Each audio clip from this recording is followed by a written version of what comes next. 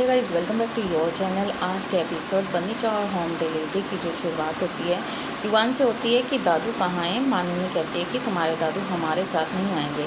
युवान बन्नी से पूछता है। माननी कहती है कि वह नहीं करेगी और हेमंत को युवान को कार में बैठने के लिए कहती है।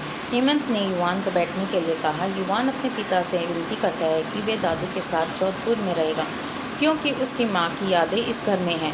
हेमंत कहते हैं कि तुम्हारी माँ मर चुकी है और माननी तुम्हारी माँ है। युवान ने बन्नी से इसे रोकने के लिए कहा क्योंकि उसने वादा किया था। बन्नी असहाय खड़ी है। माननी कहती है कि देवराज अभी तक क्यों नहीं आए हैं। कल्पना कहती है कि वे गुस्से में है और मुझे नहीं लगता कि वे आपको रोकने आएगा। युवान बन्नी का हाथ पकड़ कर रोता है। माननी सोचती है कि अगर देवराज नहीं आए तो उसकी योजना खराब हो जाएगी। देवराज ने पत्नी से शेयर किया कि अपना दर्द नियति अपना बैग लेकर वहां आती है। युवान ने बन्नी को कार से लाचार होकर पुकारा। बन्नी अंदर भागती है और देवराज से कहती है कि वे युवान को ले जा रही है। देवराज शांत रहता है। बन्नी पूछती है कि क्या वे जानते हैं। वे हाँ में सिर हिलाते हैं। बन्नी कहती है कि अगर तुमने मुझे पहले बताया था। देवराज पूछता है कि वह क्या करती है। बन्नी का कहना है कि वह उसके साथ जीवन भर दोस्ती नहीं कर सकती है और युवान राज्य को देखकर दुखी हो जाता है। और आप युवान के बिना कैसे रह सकते हैं? आप ये भी तो बताइए, आप युवान के बिना कैसे रह सकते हैं? आपको याद है कि जब माननी ने एक दिन के लिए युवान को आपसे अलग किया तो आप बीपी के कारण बेहोश हो गए थे। देवराज रोता है। बन्नी उससे युवान को रोकने की विनती करती है। कार हवेली से निकलने ही वाली होती है। देवराज कार रोकता है और उनसे युवान को उससे अलग ना करने के लिए कहता है और नियति के साथ युवान की शादी के लिए सहमत हो जाता है। हेमंत कहते हैं कि वे चले जाएंगे। माननी कहती है कि चलो पिताजी पर भरोसा करें और यहीं रहे और कल सगाई होगी और एक हफ्ते बाद शादी होगी। युवान देवराज को गले लगाता है और बन्नी का हाथ पकड़ लेता है।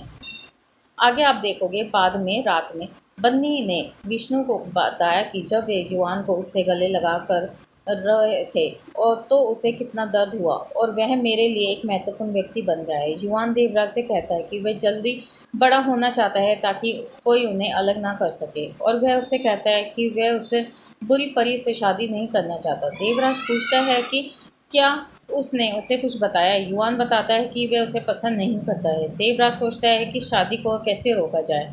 बन्नी का कहना है कि कल उसकी सगाई हो रही है। विष्णु पूछता है कि वह तनावग्रस्त क्यों दिखते हैं। बन्नी कहती है कि पता नहीं, वे मुझे युवान से मिलवा सकते हैं या शादी के बाद नहीं। नियति ने माननी को बधाई दी। माननी नियति को देवराज जीतने के लिए कहती है। देवराज का दिल जीतने के लिए कहती है। युवान ट्रस्ट उनका दिल जीतने के लिए भी तभी हमें अपना सौदा खत्म करने के लिए संपत्ति मिलेगी। माननी विराज को देखती है और नियति को उससे दूर रहने के लिए कहती है, अन्यथा वह उसे पराजित होना सिखा देगी। नियति कहती है कि वह वफादार है और उसने आपका नाम नहीं बताया। माननी का कहना है कि यह पैसे की वजह से है। विराज वहां आता है। माननी उससे पूछती है कि क्या वह ठीक है। वह कहता है कि वह ठीक है। माननी उसे एक घड़ी उपहार में देती है और उससे कहती है कि वह उसका एहसान नहीं भूलेगी और उससे संपत्ति का एहसान अपना हिस्सा दिलाती है। विराज कहता है कि इसलिए वह अपनी माँ से ज़्यादा उस पर भरोसा करता है। बन्नी युवान को टिफिन खिलाना जाती है। नियति माननी से पूछते हैं कि उसका बन्नी से क्या लेना देना है।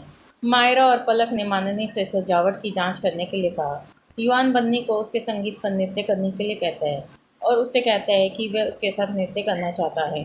बन्नी उससे सीखने के लिए कहती है और सगाई में नियति को उपहार देती है।